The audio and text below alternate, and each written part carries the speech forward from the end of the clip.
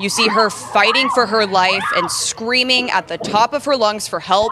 Maureen says in this moment, she was terrified the suspect was going to hurt her. All she was thinking of was, I have to get away. And eventually, she did. My parents had always taught me that whenever you're in any sort of danger, you always fight back. I hope this can show other women and young females like myself that you can fight back and that it doesn't matter how small you are. Police later arrested 31-year-old Theodore Tunitador. Parents, welcome to another Daily Dose of Jeff parenting video. I love to do parenting videos, and hopefully we can stop some of this craziness out there if we start parenting correctly at an early age. Parents, we're thrilled here, are we not? Here is a classic example of great parenting. What did the girl say in the video? She said, my parents taught me.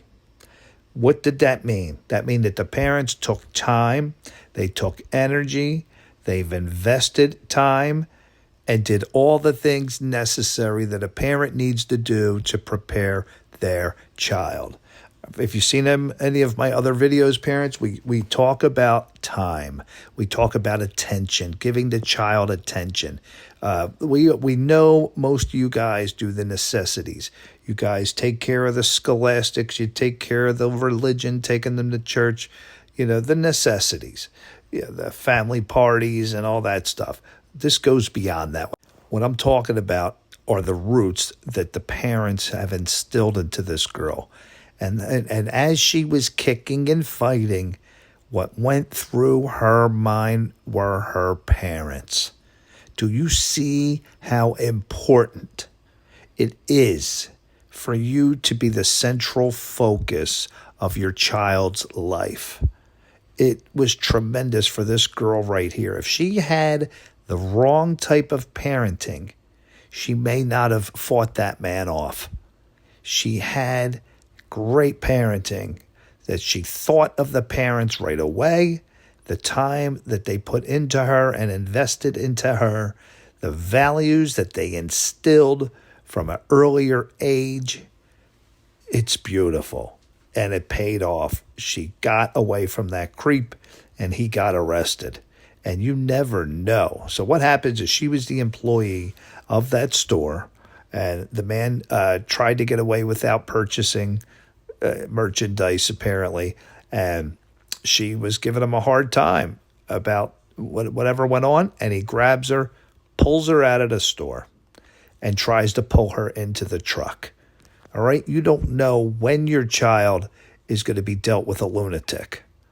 You don't know. And the fact that this girl, 18 years old, fought for her life and screamed, but the main thing, why did she do it?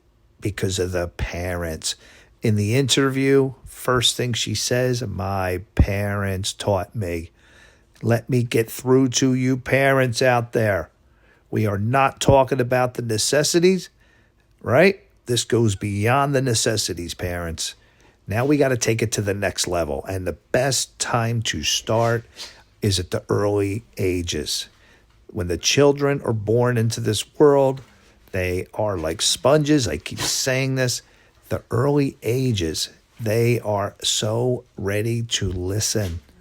And I'm telling you, parents, the older they get, I have 3 kids, 14, 17, 18. The older they get, those ears close and the minds close. Think of this, parents. You got them from 0 to 5. The minds are wide open. They are going to do whatever you teach. Everything you do, they're going to emulate, soak in, and they want that, and they need that. They need it, parents. So please, if you're hearing my message and you're a parent out there, maybe you're not spending enough time in your mind. If you start to think that, hey, maybe Jeff is right, that maybe I'm kind of neglecting my child a little bit. And listen, I understand you're exhausted, you're tired, you're worn out, you have a job or you have projects going on or craziness and you just feel like you don't have the energy and the time. you need to reevaluate the situation because you do have the time if you really, really wanted to. If somebody put a gun to your head and said, pay attention to your child right now and drop whatever you're doing, you probably would be able to do that. So parents, you're hearing this message. I'm pleading with you. Take action, especially if you have children from 0 to 5, even if they're older, you still can start to do things differently to show them, number one, that they are the main focus of your world and you are the main focus of their world. It's a two-way relationship here. When you are in their presence, we put the phone down. If we have the opportunity to have a conversation, even if your child doesn't want to talk, there's many times I notice that one of my children are a little grumpy and they're here in the living room with me. I put the phone down. I make myself available to talk. And sometimes they do. They talk. Other times when I do have the phone in my hand and I have an earpiece on, I do notice that they don't initiate conversation. They, even if there's nothing on my earpiece, they see that and they think, oh, well, Dad's busy. I'm not going to stir up a conversation. All right. So I've learned, and listen, I'm guilty of a lot of the things I'm saying. Okay. But what I want, the point of the videos is that we all need to catch these things and start to make these little subtle changes that could change and save lives. Now, you love your children. So let's start by making a few little changes. Let's start, first of all, get our mindset right. The mindset is that child is your world. The next mindset is from 0 to 10, we give up all of our free time. Train yourself, parents. It is not your time. From 0 to 10, your free time is their time. Let's get this into our heads. And then we set the tempo and we set the mentality correctly. Now, child is in your presence. We're going to make ourselves available to have a conversation. They're grumpy and they don't want to talk. Make yourself available. Just sit there. If they're watching something on TV, you watch something on TV.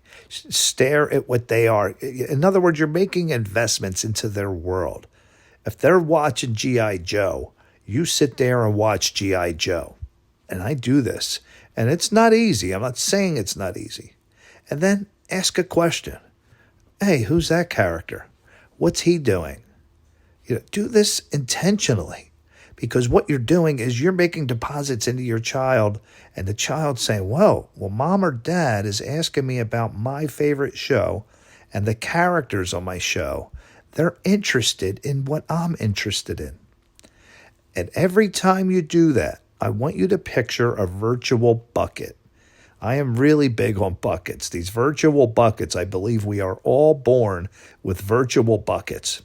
And you're making a deposit. I think of a gold coin getting dropped into a virtual bucket that's labeled Bond with Dad. This actually goes through my mind. Now, you can do what you want. This is a little system that I dreamt up in my mind because I can see that it is real and it works. So I think of a virtual bucket, bond with dad. Now, if you have no bond with your child, that virtual bond bucket is empty. We need to start filling it up. Now, how do we fill up the bond with mom or dad bucket, which we want overflowing when we come to the later stages of life? You're going to want that bucket filled. Now, how do we fill up that bucket? We start doing little things like I'm saying. Watch what they're watching. Stare, ask a question. Now, don't overdo it, but seem interested. Okay, parents, so let's focus on that. Thank you for watching Daily Dose of Jeff. I'm so glad this girl got away, and it was because of the parents. Thank you for watching Daily Dose of Jeff.